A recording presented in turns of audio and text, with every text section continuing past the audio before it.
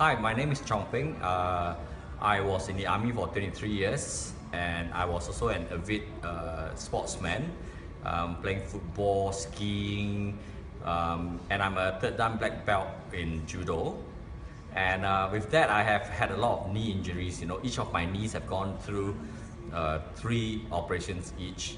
The last operation I had on my knee was in 2013 on my right knee after judo. And I thought it was going to be the same as in the past. Recovery is just about training. But one over years and it wasn't healed yet. I was still limping until I met my friend Alvin, who introduced me to Celergen.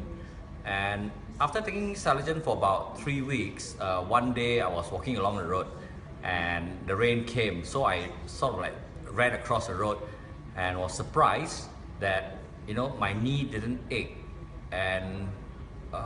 And since then it's gone into recovery mode and I was able to start to train it.